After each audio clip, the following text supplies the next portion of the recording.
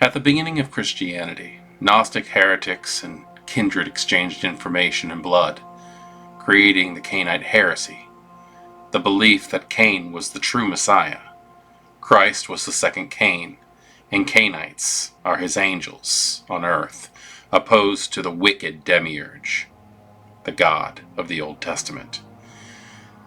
The Inquisition burned the heresy to its roots in the 15th century, but roots can grow back if watered. The antinomianism of the Anarch Revolt and the millenarianism of the Gehenna's Rising fertilized the heresy in the last century. Vampires who use heresy to subvert human faiths, and Cainites who truly believe in their divine mission, evangelize the heresy throughout Anarch circles.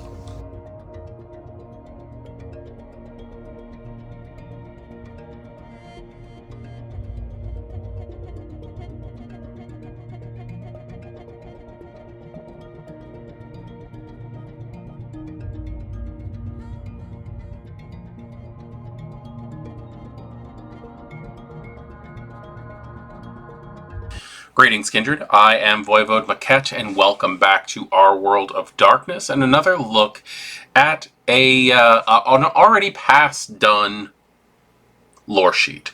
I'm doing these for a couple of reasons, which I've stated already. First, because I'm starting to understand things a little better, and there is no reason why you shouldn't go back a second time and have a second look at things so that you can take the experience that you've garnered along the way and try to get a better understanding of things. And also, just for better damn quality, because some of my older videos, I didn't have the same style, and looking back at these, I just think they're better suited. Not to mention, these all fit perfectly in the playlist for the core book. So, Cainite Heresy. It's something that has been thrown around from time to time, the Cainite Heresy. The first time I ever heard of the Cainite Heresy was when playing Vampire the Masquerade Redemption, as you attack the Cappadocians on Petrin Hill for the very first time in the monastery, and you find out that Garanol the Wise, the elder Cappadocian, the primogen of the clan, believes in the Cainite Heresy. And it's a very interesting thought process. The idea that Cain was not cursed for his murder of his brother, but God was bloodthirsty in the Old Testament and therefore blessed Cain for giving him the thing that he cared for the most, his brother's life. And it is one of those things where it is an arguable, it is a very arguable topic, considering the fact that when you look at things, Cain gave up the son, sure, but he gained longevity of being a vampire. This goes completely against the whole concept of what is taught in the Book of Nod, which, with what the Book of Nod is in modern nights, I don't have a reason not to argue with it, because there are so many issues in that book. I love it. I love the Book of Nod because it has so many issues. It's so controversial. From who wrote it, like published it, and the information within it. But when you look at the Cainite Heresy, the concept of Cain being the Messiah, that Christ is the second Cain, and that all of the vampires that are created throughout Cain and his existence are angels who are there to basically keep calling the herd of humanity, to keep it under control. It's an interesting outlook when you really start to think about it. Now, the thing that catches my attention the most when we are talking about the Cainite Heresy Loresheet is actually the last two words in the opening description. Anarch circles. I had never considered until this absolute point, and I've read this before. There's an earlier video on this if you want to double check. I have read this before.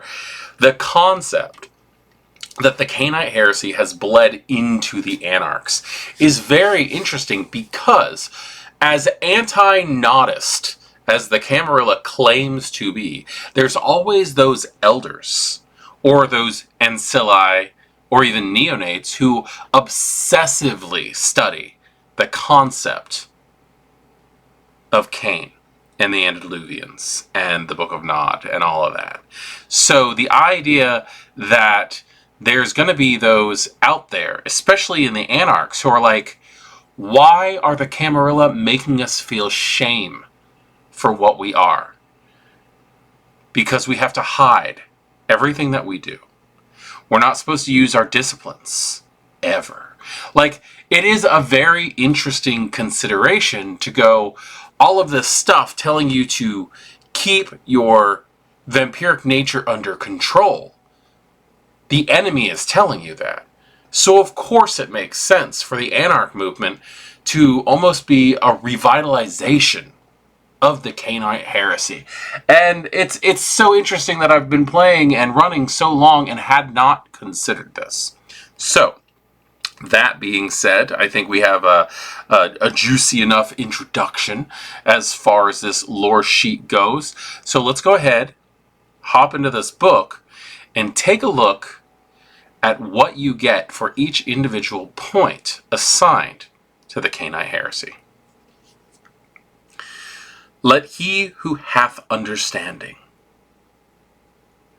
The storyteller will give you one clue freely to understand, investigate, or detect the heresy's actions or plans, now or in previous centuries. You can use this lore once per story. This is the jump-off point. This is where your character has begun to study into the Cainite Heresy. There are a couple of different ways that I can see you using this. One, as I just said, as someone who has learned that the Cainite Heresy exists, what the Cainite Heresy might be trying to do, and you being able to team up with a coterie, or even by yourself if you choose to, go in, find out what's going on, and see if the Cainite Heresy needs to be dealt with. The other option is you could be part of the Cainite Heresy. This could be a belief that you have, and then you could find out something that you don't really appreciate, something that does not fit your mentality. And I like that because this opens up things to various different storylines. What if you are anti-Cainite Heresy? What if you are charged by a baron, or possibly even Camarilla, because this is not sect specific? What if you are charged by leadership to study into, to investigate the Cainite Heresy, to find out what's going on, and then you find out something you do appreciate, and you end up getting brought into this cult? Because that's exactly what the Cainite Heresy is.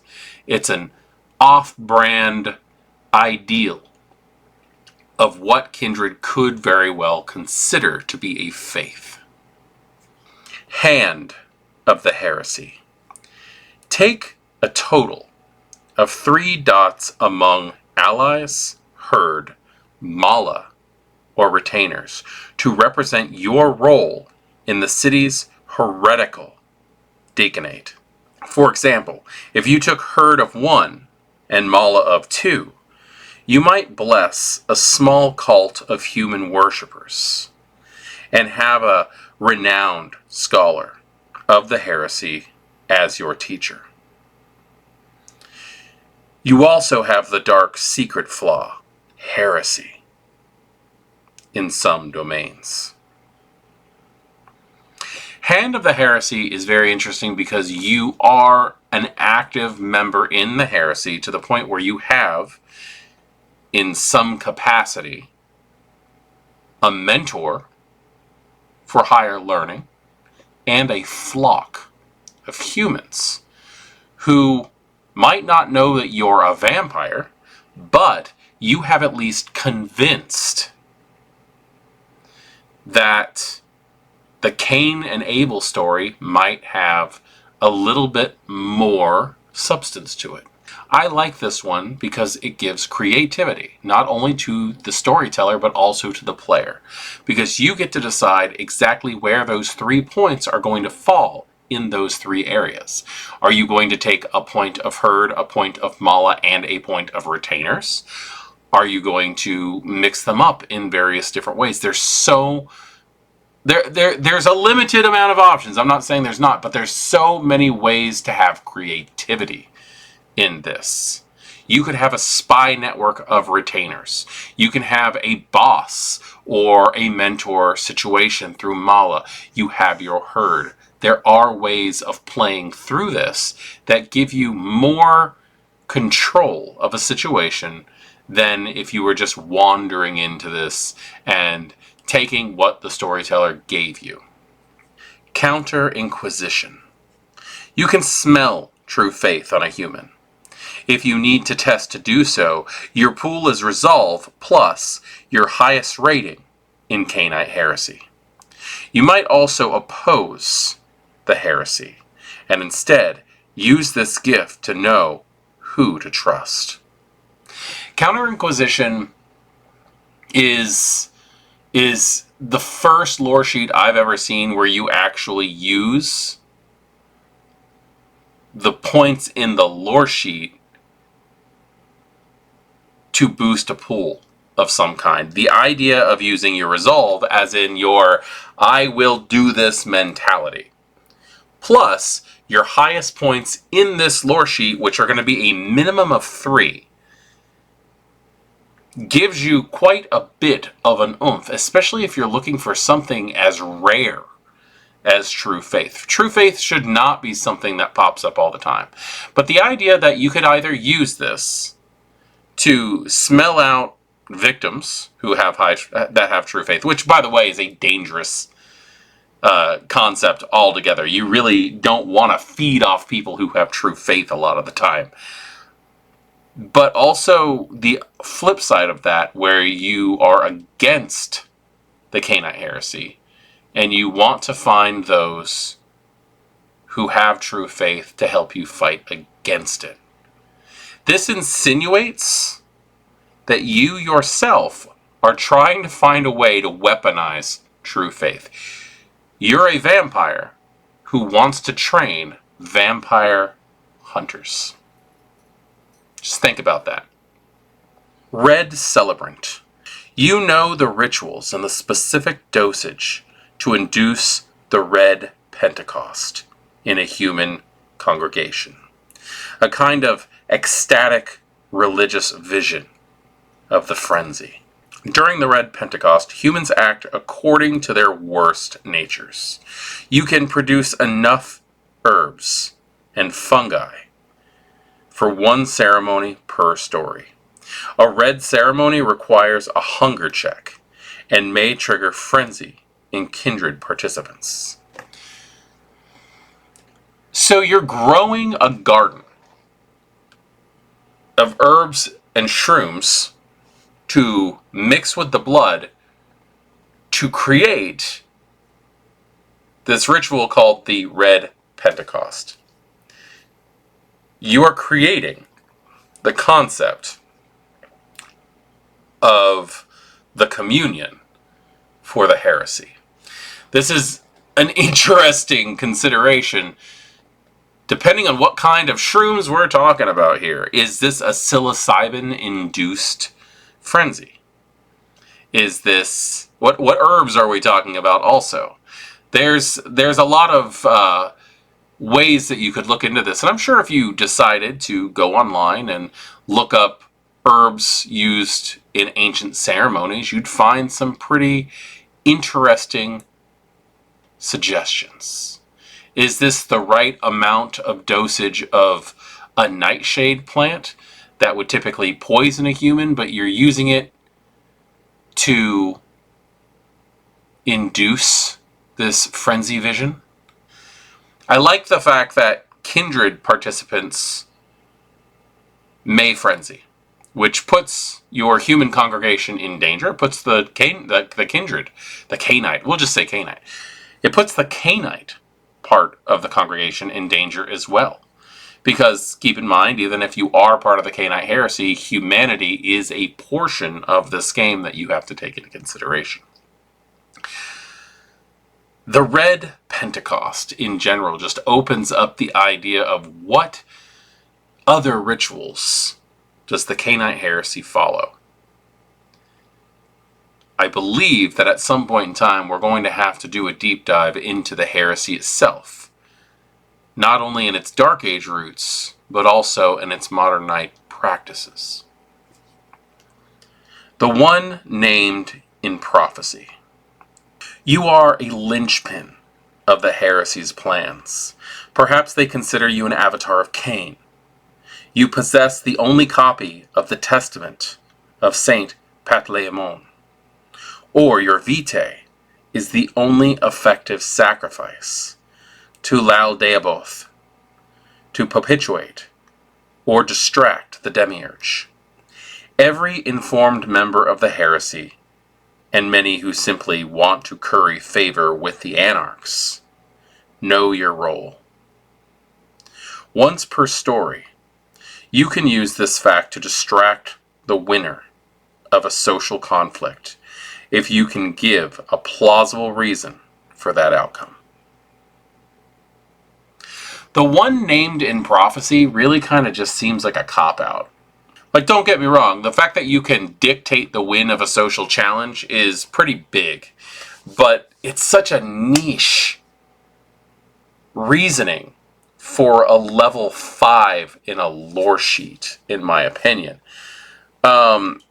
Especially that there's such a reason that you have to give a plausible reason for that outcome. Like, I am all up for the roleplay aspect of this. It is the most important part, absolutely. And maybe I'm just not as informed about the Cainite Heresy.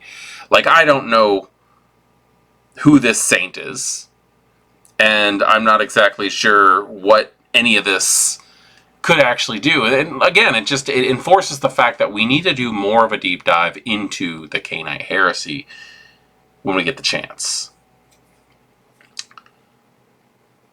But still, it's one of those things, like, there should be other role-playing aspects to this. The idea that every informed member of the heresy and many who simply want to curry favor with the anarchs know your role.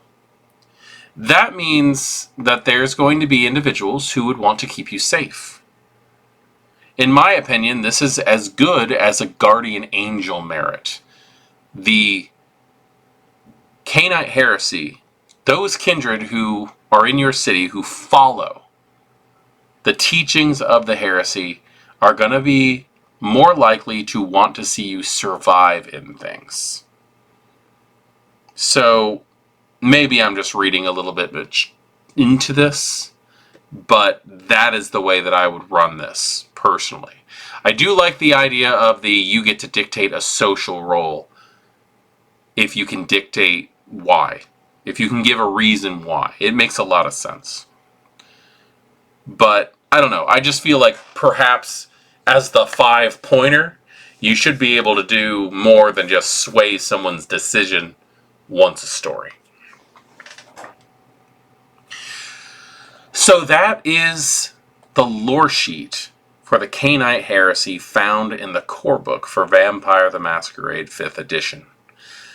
I really enjoy the ins and outs of this group in particular. It's such a, I don't know, it's such a dark aspect of the game that doesn't come out very much. I don't see the Cainite Heresy rearing its head very often. And the fact that, as per this lore sheet, they're so ingrained into the Anarch community, I really think that's a shame. Especially since you have competing cults within the Anarchs. You've got the Cainite Heresy, you've got the Ministry. They're both trying to get different things accomplished.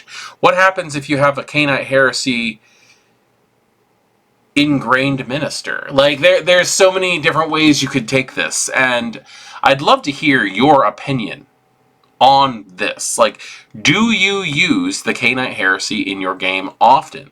Is this the kind of thing where you wait for a player to take the lore sheet before you even start to integrate it into your games?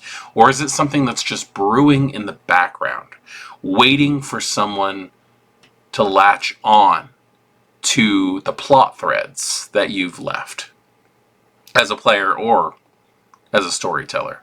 Because it's our jobs as players also to tell the story that we feel needs to be told. So yes, please comment down below your thoughts on the Cainite Heresy. I am very interested to hear what the community's greater thoughts are on an organization that has been around since the Dark Ages and still seems to permeate into the modern nights. If this video was helpful to you, please drop a like. It is always appreciated. It helps me out immensely. I cannot even tell you how much.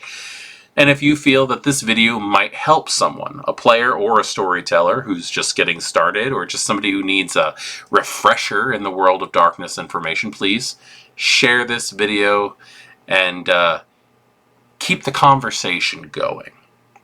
On that, I am voivodemekhet. This is our world of darkness, and this has been a nice, tidy little look into the Cainite Heresy and its placement in the Anarch movement, which was something that I didn't really know about that much. Good evening.